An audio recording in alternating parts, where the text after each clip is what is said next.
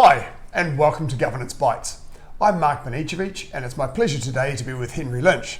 Henry is the founder and CEO of Faraday, which is a company that arranges advisory boards for other companies. So in that role, Henry has extensive experience as a company director, both as a chairman and also on a board as well, and currently has a dozen different boards that you're running or on, and has a team of people that he puts into different companies at different stages of their lives. So thank you very much for your time, Henry. Thank you. Really appreciate your time and your expertise. Thank you, Mark.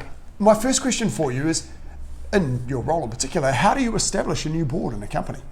Well, if it's the first time that they've ever had a board, and that's not unusual for a number of companies, they may have had what you call a statutory board, but a board that's actually going to drive the business forward.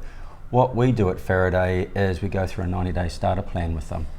At the end of that 90 days, they'll have a strategy, a governance checklist, plan on a page, and then the purpose-built board that they need to solve those problems for that business. Okay, well, what sort of things do you have on your governance checklist? Everything from do you have a constitution, a registered shareholders agreement, insurances still up to date, all the way through. There's about 30 or 40 things on there. Right. And what that shows to companies is that they feel quite good that somebody's actually looked at these things as an outside view, and then we just knock them off when we fix them. Right, okay. Now, so when you're coming into these companies that don't have a board of directors, and presumably people from the company will be on this board, what sorts of skills and knowledge should all directors on a board have? Well, I think, once again, if you've built the board to the strategic plan, you should be having the board you always wanted, not the board that you were told to have. And that's really important because you're building it for that strategic purpose. And we firmly believe that directors have a use by date. Mm-hmm. That, it's 3, 6 or 9 years depending on the nature of the business and the company and the industry they're in. So it varies, and sometimes when we're looking at professional advisory boards, what we do there is we look at what is one of the 2 top strategic issues that they've got. Say it's going into new markets in Australia or something like that, we will get the advisor to come to that board to fix that problem. So what is really good about that, he or she may be there for 2, 3, 4, 5 meetings, then they leave, and then we look at the next strategic item, fix that, bring in the appropriate person to that to sit on the board as an advisor, then we'll refresh the strategic plan and then go through the same model again. And because we've done that 90-day starter plan with the company, the chair takes that plan, which is basically like a due diligence on the company, and is able to easily get the appropriate advisor to meet those skills. Because a board is about problem solving and looking into the future for growth opportunities, unless the company is exiting. Mm-hmm. Right, right. So you're dialing in the expertise and extending the expertise as you need it based on what the strategy is. Yeah. Are there any kind of soft skills or even technical skills that you really expect every board member to have, some background knowledge or something?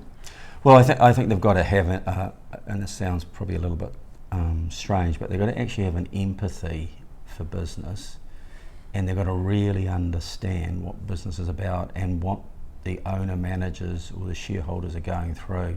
Do they really understand being around a kitchen table sometimes and worrying about paying the wages and everything like that at the smaller end of town? So, that's one of the things. I think a chair is quite an interesting role. I mean, a chair has to have the skills of not an airline pilot, because the airline pilot is the owners and managers of the company, but more a traffic controller, guiding the company along, but not actually telling them directly what to do. I know in a true governance here, the board sets the strategic plan and then management follow it through. But good chairs are more traffic controllers with all those skills that are needed to guide that plan in the right direction that it should go, and that the pilot is the management team. Can you tell me then a little bit about that relationship between the chair and the management team? Yeah, it should be a mentorship. It should be an understanding of each other's roles, but it should be one of where people really understand that that chair is bringing certain value to the table, but it's also got a role that sometimes is going to say, I don't think we're going down the right path here. It's how those communication skills are that those chairs have, very much like traffic control. You've got to have good communication skills. You just can't say, look, move the plane that way and we're landing in 10 minutes. It's got to be actually done with a bit of finesse. So the chair's role is that, but it's also how do you manage and work with the board as well, the whole board. Mm-hmm. And depending on who's on the board and what skills they bring to it, because they all will bring different skills, otherwise it wouldn't have been a purpose-built board in the first place. Right. Because we're often talking here about the companies that you're dealing with where the management team will often, I guess, be the owners, and they're bringing you and Faraday in as experts to help them through this journey of governance. And so you're almost coming in as consultants that are helping them lead the ship, right? Yeah, so the only thing I'd say there is that we believe that it's more advising. And one of the things that we really check with, and I'm on governance boards as well as professional advisory boards, is that you've got to be up for the results. So an old traditional governance board can look like the CEO in a boat and they're all in a line rowing, like the rowing eight. Mm-hmm. There's only one person who knows the direction they're going, and that's the CEO. Now, that's because we want to be in low risk waters and take no risk. But a really effective board, whether they're professional or advisory board or they're a governance board, are all in a raft, all looking the same way, because it's uncertain out there. And you've got to be agile. And so you want all your directors and your management team looking the same way. And if one falls out, hopefully somebody will be there to pick them up. Indeed, yes. Well, to take a broader step then, what exactly is governance? What is the role of the board of directors relative to the role of management? The role of a governance board is to actually set direction and strategy for the business, for the company, and they've got fiduciary duties around that which they must uphold. And the role of management? Management is to implement that strategy, and obviously they've got certain fiduciary duties as well as an officer of the company, and they are to report back to the board on how they're going against those strategic plan and those items. So can you tell me a little bit then about the information flows between management and the board? How regular, what type of information? Well, if it's a lot of boards will meet, 10 to 11 times a year, and obviously you should have monthly board papers and everything like that. However, if there is things that come out of the woodwork, either good or bad, that should be conveyed to the board as soon as possible. Good chairs will meet independently and monthly, separately with the CEO, MD of the company.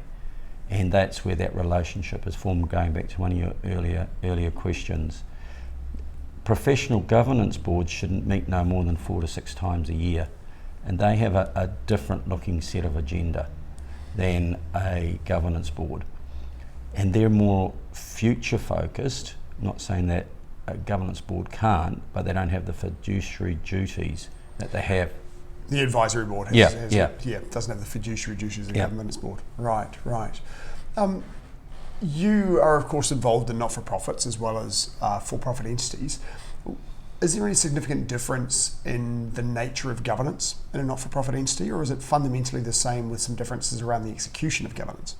It should be exactly the same. However, you're right about the execution, because in a lot of cases, or most cases, they're volunteers. And with all due respect to volunteers that are on boards, sometimes it's just, the luck of the draw who you get there. And because it hasn't been set up in a certain way, you will not get all the skill that you would in a normally paid for business that's running a governance or advisory board. Right, so a not-for-profit board quite often will be populated by enthusiasts, often enthusiasts who are practitioners or involved in the not-for-profit itself, and so therefore have their minds quite often in the weeds, and it's quite difficult to elevate them up to that governance level, isn't it? That's right, and the other thing that also happens is that a lot of these volunteer board members end up actually doing a lot of the work, and sometimes it's for the right reasons, but sometimes it can be for reasons that just make sense to them. Yes, yeah, and certainly in those positions, there are times when you can separate the operational roles or the even more, not even management roles, but quite often those volunteers involved in creating programs and so forth. As long as they're separating that from their governance role and treating them as two very different roles, you can deal with it, right? But when it starts to blend, you get issues. Yeah, it gets really difficult, and that's where, if they've got a board charter, you need to actually make certain that those rules of engagement are in there. I mean, all boards should have a code of conduct and a charter, which set out some of those. The boards that I work with, it's very plain English. It's this, not this, so that you actually know when you're overstepping the line. Right. And for not-for-profits, sometimes that just happens, but it's like having a subcommittee of the board, and it's set up, and that's the reason why we're doing it. Well, can you tell me a little bit more then about what a board charter is, what it contains? It basically contains the rules of the board. What you can do, can't do, what's the engagement of the two parties, management and the board, what the board will do and not do, if there's any queries or anything like that, who's the first port of call, the chair, how expenses are paid, all of those things. I mean, you don't want a 50-page charter, but it's, a good one is about 5 or 10 pages at the most. So it's kind of like a combination between a job description for the board of directors and its policies and processes. Yep. Right. Yep. Okay, thank you. Cool. Well, we're here in New Zealand. We're in the bottom end of the world, and we're a little island. Do we do our own thing around governance, or is governance kind of an international discipline that's fairly standard? Oh, it's pretty standard. I mean, there's certain laws in other countries, obviously, that have different rules and regulations around what a board should do or not do. The thing is that overall, it's about looking after the best interests of the shareholders, the company, the staff, and executing the strategy and passing those key things onto the management team to execute. It's holistically, it's pretty similar. Yes, right.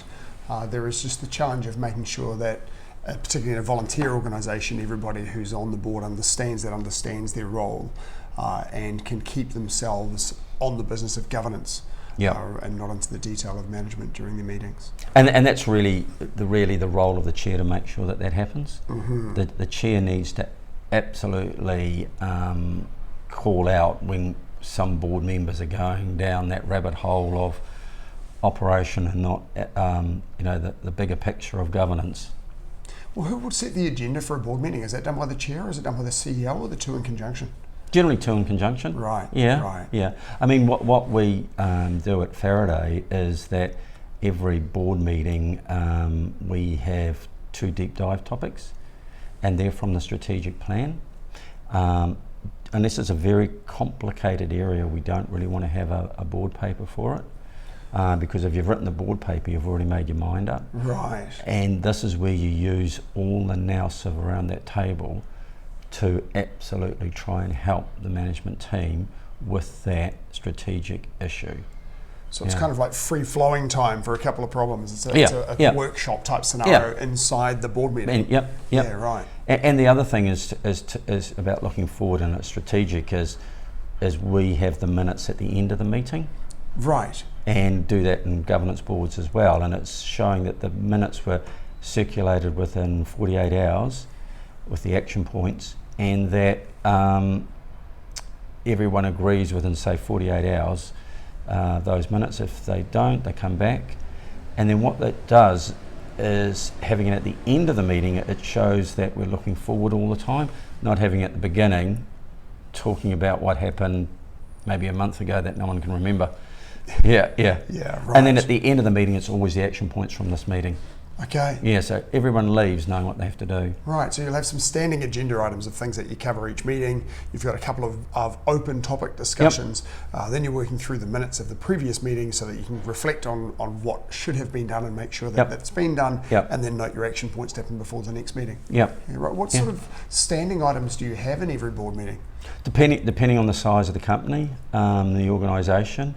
It's agenda is pretty normal, welcome, apologies, if it's conflicts, register. It's all that sort of good stuff. We will have action points there. Yes. Then we'll have the MD, CEO's report, CFO's report. It might be a general manager's report, and then we'll get into those key topics, general business, and then the minutes and action points from the last meeting. Right, and I take it the tracking towards strategy will be in the CEO's report and those sorts of things, right? And then depending on the organisation, only every 3 or 6 months, you should have a review of your strategy, which we do on a 1 page, which is your 3 horizons. Yes. Where do you want to be in those? And plan on a page. So it's actually on the work plan to look at these items all the time. And strategically, the CEO MD is reporting to Horizon 1, 2 and 3, of which everyone around that table is an expert on. Yeah. Yes. And there's numbers at the bottom of those horizons. Yeah. And your horizons being different time frames, a short term, a medium term and a long term. Yep. Right. Yep. So who attends the board meetings? You've got the board of directors, Yeah. the CEO and any of the management. So they attend the whole board meeting, or do you have some board only time as well? How do you do that? We have board only time if it's an owner operated company. We will have board only time with him or her. Mm-hmm. So they can just let the entire board know about any of their concerns or anything like that. Yes. How they think the team's going, how do they think the business is going, everything like that. They'll say a certain amount of that inside the board meeting, but we've got their perspective before we go in to that. And then of course boards can always have their own time without management being there. Right. Yeah. Okay. Yeah.